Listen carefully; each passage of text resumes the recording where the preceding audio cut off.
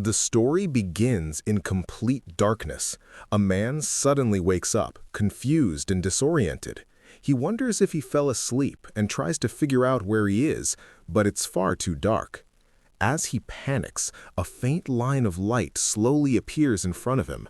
The light grows wider, and through it, he realizes he's looking out at a forest. That's when things get even stranger. He can't move his body at all. Before he can process what's happening, a strange status screen appears. When he reads it, he freezes in shock. His species is listed as dragon egg. Moments later, a calm divine voice explains that the screen shows all his abilities in numerical form. Completely confused, he tries to question the voice, asking who it is and where he is. However, the divine voice keeps repeating that it cannot explain anything at level 1, which only frustrates him more. In his agitation, he moves slightly and suddenly falls from a tree. He hits the ground, starts rolling downhill, and nearly falls into a river. When he finally stops, he looks into the water and sees his reflection. To his horror, it really is an egg. Now there's no denying it. He has somehow become a dragon egg. The divine voice finally gives him more details. Dragon eggs are classified as F-rank monsters. If their shell breaks completely, they die instantly. They're weak, unable to move properly, and can only roll around. Worse, dragon eggs are considered a gourmet delicacy by monsters and are often destroyed by adventurers. The only reason they're sometimes left alone is if a parent dragon is nearby. As if things weren't bad enough, the system explains that rolling is his only way of movement. While experimenting, his rolling skill levels up, allowing him to control his direction. He rolls forward at full speed, only to fall off another ledge. This increases his fall resistance, but his HP drops dangerously low. Realizing he's badly hurt, he decides to rest. When he wakes up, his HP is fully restored, teaching him that sleeping recovers health. Once he feels better, he starts rolling again while thinking about his future. He wonders if he'll eventually hatch into a dragon and whether this world works like a game where he has to gain experience and evolve. While lost in thought, he notices a giant insect nearby. Using his appraisal skill, he learns it's a dark worm, also known as an egg eater. The worm immediately attacks him. He rolls away as fast as he can, but it's clear he won't escape forever. Thinking quickly, he lures the worm toward a cliff. At the last moment, he dodges and crashes into it, knocking the creature off the edge. The worm dies instantly, marking his very first victory. The system announces that he gained experience and reached level 5, which is the maximum level for a dragon egg. With all evolution requirements met, he's given a choice: evolve into a little dragon or a baby dragon. The system explains that the little dragon is a sturdy, battle-ready dwarf dragon known for its fire breath. The baby dragon, on the other hand, is weak and often hunted, but it has immense potential and can evolve into many different dragon species. At first, he chooses the little dragon because it's the safer option. However, the divine voice suddenly changes tone and urges him to aim for the very top and not limit himself. This makes him rethink his decision. Realizing that the baby dragon has far greater long-term potential, he decides to take the risk and chooses baby dragon, refusing to live with regrets. His body transforms and he evolves into a small yellow baby dragon. He gains new skills, his stats increase dramatically, but his HP and MP don't fully recover. Exhausted, he looks at the dead worm and realizes it suddenly looks edible. Driven by instinct, he eats it, recovers his strength, and falls asleep. When he wakes, he accepts that he's been reincarnated into another world, though he has no memory of his past life, not even his gender. Soon after, he encounters more dark worms. This time, he defeats them easily, leveling up rapidly and unlocking new skills like Dragon Punch. However, eating worms tastes awful, so he tries mushrooms instead, only to nearly poison himself. From that moment on, he swears off random mushrooms. Determined to find better food, he hunts a gray wolf. Using his skills, he defeats it and discovers that roasted wolf meat tastes incredible. After defeating another wolf, he reaches level 20 and realizes he needs just 5 more levels to evolve again. As he hunts and eats, he slowly gets used to living like a dragon. Despite growing stronger, loneliness starts to set in. Then he hears voices in the distance, human voices. Feeling hopeful, he hides and observes a group of adventurers. Thinking he looks small and harmless, he steps out and tries to act cute, hoping to befriend them. Instead, the adventurers immediately attack. One of them slashes him, while another uses magic that paralyzes his body. Unable to move, he realizes how foolish he was to believe humans would accept a dragon. As the leader prepares to kill him, a female adventurer steps in and stops them. She heals him with magic, saving his life. Using appraisal, he learns her name is Myria. Even though she's low on MP, she chooses to heal him anyway. During this moment, he gains the Greek language skill, allowing him to start understanding human speech. Just as things calm down, screams echo in the distance. Myria recognizes them as her comrades and rushes off to help, despite his desperate warnings. Still partially paralyzed, he forces himself to move and chases after her. When he arrives, he sees the terrifying enemy they're facing, a C-ranked rock dragon with overwhelming power. As the monster turns its attention towards him, fear takes hold, and he wonders if this is truly where everything ends. The baby dragon hides in the bushes, staring at the massive rock dragon in front of him.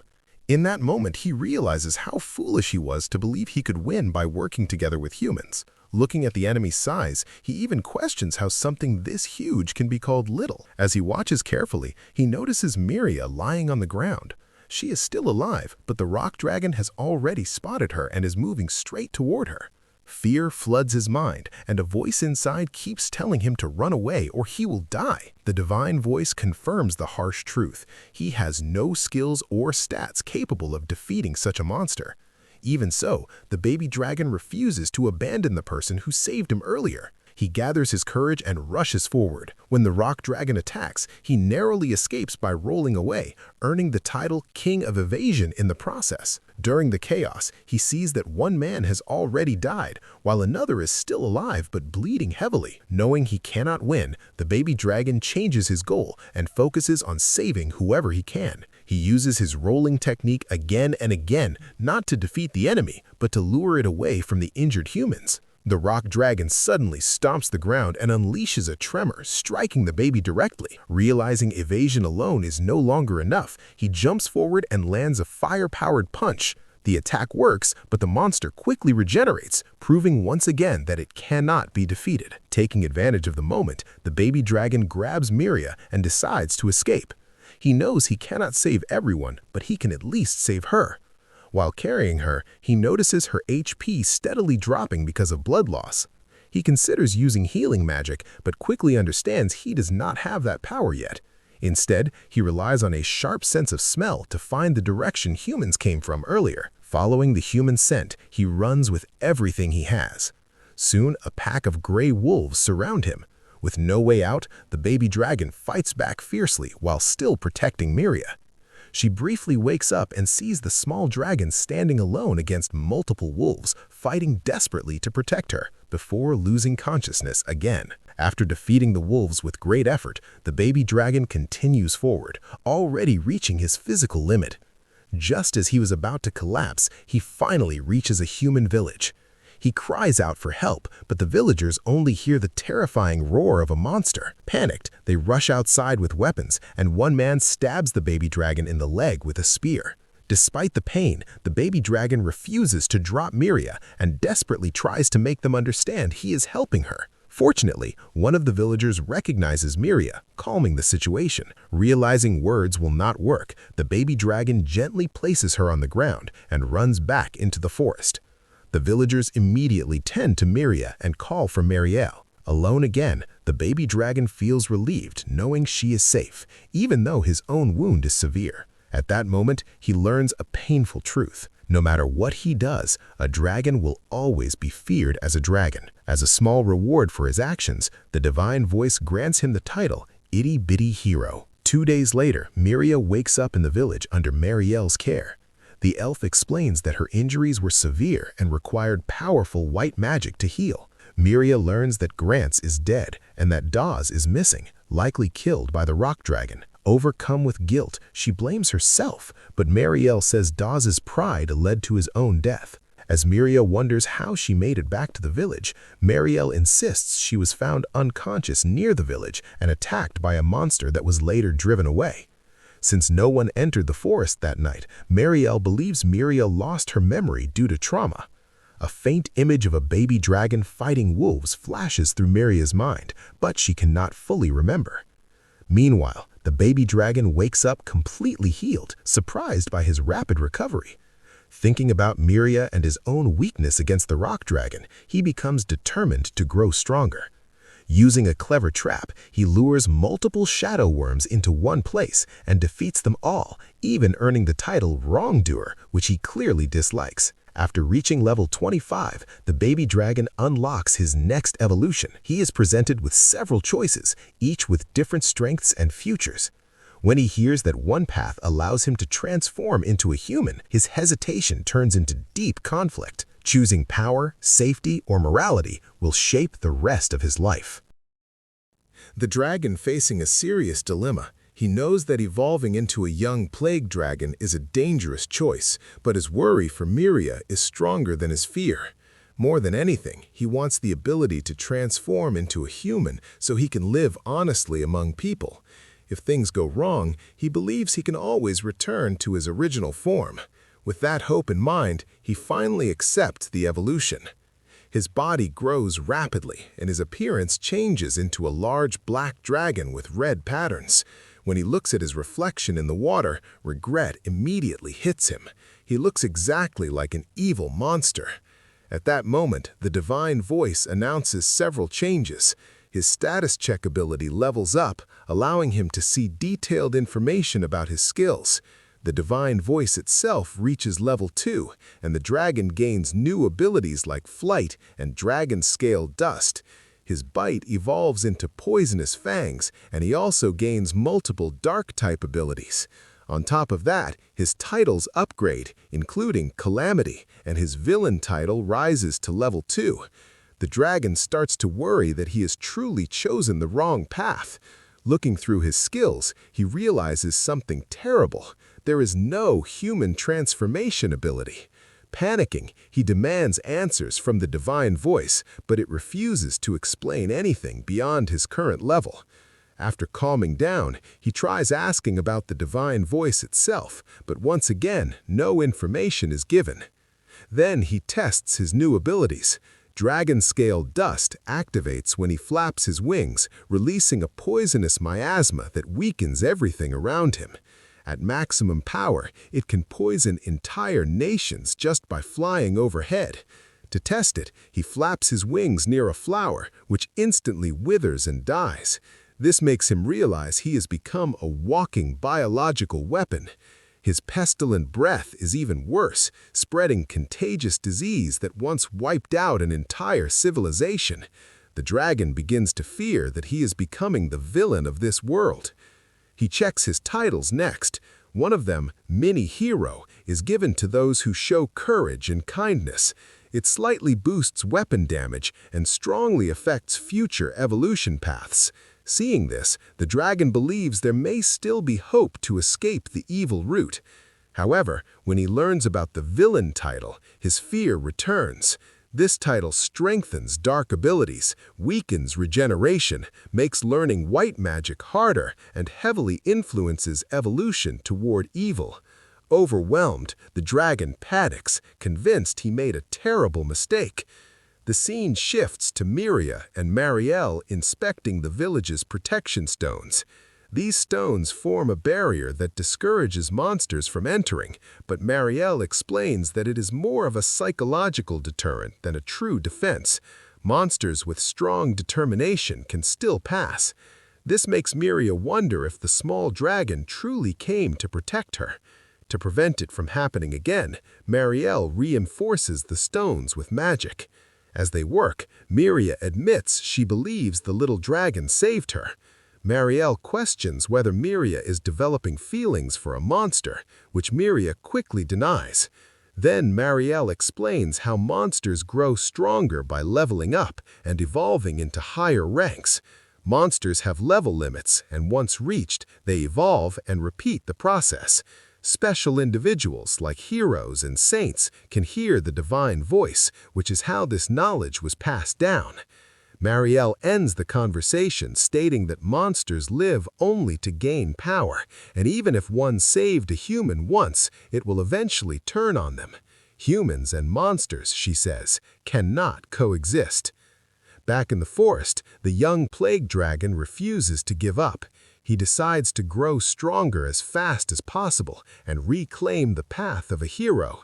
His goal is clear: level up, gain human transformation, and return to Miria's village.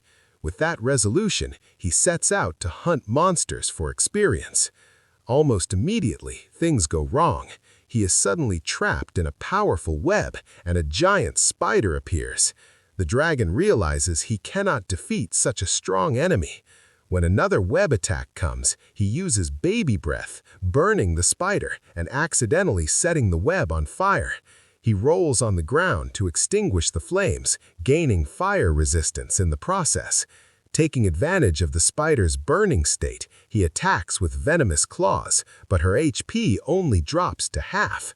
Knowing he cannot win, he escapes. The spider quickly recovers and gives chase. The dragon tries to use his flight skill, but his wings cannot support his weight, forcing him to keep rolling. After a long chase, his rolling skill levels up, granting him the title, Chicken Run.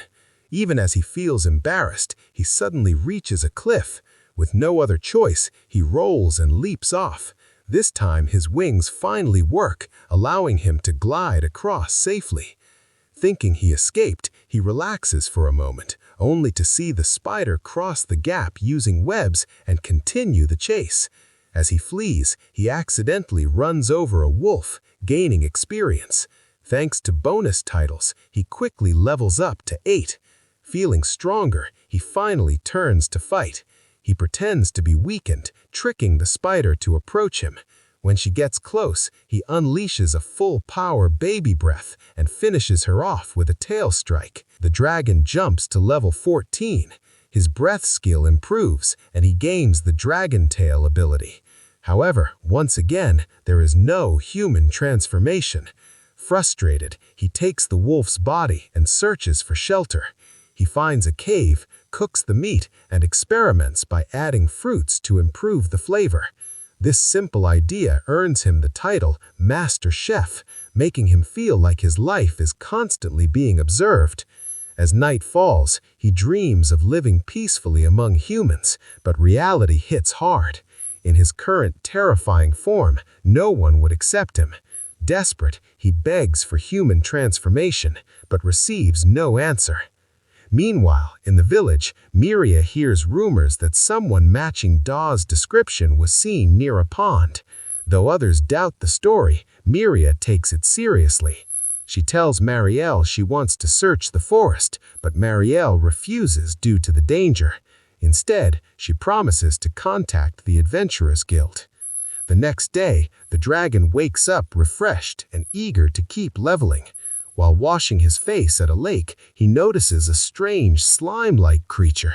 When he tries to check its status, his head fills with pain, and his status skill levels up again. Even so, the creature's information remains unreadable. Maria argues with Marielle. She wants to go into the forest to search for Mr. Daz, who still hasn't returned. Marielle firmly refuses, saying it's too dangerous and they can't risk more lives. Maria suggests forming a search party, but Marielle shoots that idea down as well.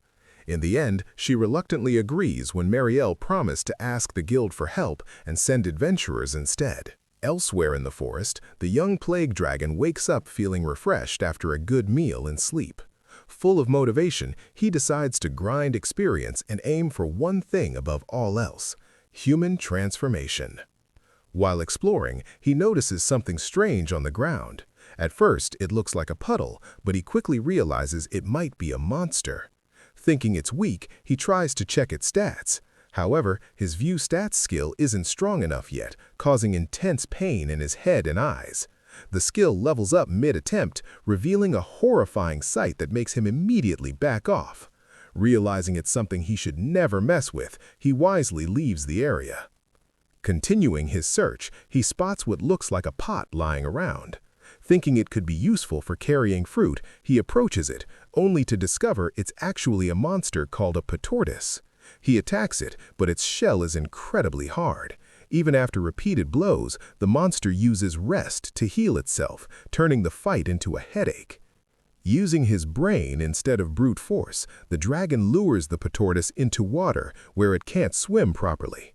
The strategy works, and he defeats it, gaining experience and leveling up. However, the shell breaks completely, ruining his dream of getting a free cooking pot. Soon after, more patortises appear. They use a skill called Call Allies and begin swarming him. When they start merging together, the dragon panics slightly, but charges in anyway. Using a powerful move, he unlocks a new skill called Meteorite and wipes them out in one massive attack. The result is huge. He jumps from level 15 all the way to level 30, and multiple skills level up at once. Although pleased with the efficiency, he realizes every shell breaks during combat, so he still doesn't have a usable pot. At least he gets meat. Sadly, no vegetables. As he reflects on his growth, he realizes that even at level 30, he still hasn't learned human transformation. With only 10 levels left before the next evolution, he starts wondering how long it will really take. Suddenly, he hears unfamiliar footsteps. Investigating carefully, he encounters a clay bear, a monster made of clay with high recovery abilities. The dragon sees potential here. If he defeats it, he could use the clay to make furniture and tools. He launches a sneak attack, but the clay bear turns out to be far stronger than expected. It regenerates, uses sandstorms, and transforms its body, making direct combat nearly impossible. The dragon switches to hit-and-run tactics, slowly draining its MP instead of trying to overpower it. After observing how the clay bear's body separates and softens, he figures out a weak point. Using that opening, he delivers a decisive attack, finally defeating the monster. He gains experience, levels up again, and unlocks a new skill called Nutcracker, which is powerful even if it doesn't look very cool. With the clay now secured, he fires it and successfully crafts proper bowls. While waiting, he goes out gathering food. Thanks to his upgraded View Stats skill, he can now identify valuable plants, poisonous mushrooms, rare spices, and even dangerous hallucinogenic fungi, which he wisely avoids. Back in the village, a villager claims he saw Mr. Dawes walking deeper into the forest. Hearing this, Maria decides to enter the forest alone, believing she must find him herself. At the same time, the guild sends 2 unknown adventurers to investigate the strange events in Noah's forest. While they begin their mission from another route, Maria moves forward on her own, unaware of the danger ahead. Meanwhile, the dragon returns home and cooks his first proper meal using meat, broth, and salt he collected earlier. The result is so good that he feels like he's reclaimed a forgotten part of his old life. His cooking-related title levels up, and inspired, he begins crafting more ceramic items like bowls, spoons, and even bricks, earning a new title as a ceramic artisan. Later, while decorating the area around his cave with flowers, he encounters a new monster, the Venom Princess Lacerta. Every one of her skills revolves around poison. She attacks suddenly using poison-based abilities and a clay projectile, then retreats just as mysteriously. At first, the dragon thinks the fight is over, but soon realizes the poison is far stronger than expected. His poison resistance increases, yet the pain continues spreading through his body. It becomes clear this encounter isn't over, and the danger is far from gone. And that's how episode 4 comes to an end. Subscribe to Recap Sama for more anime recaps like this one.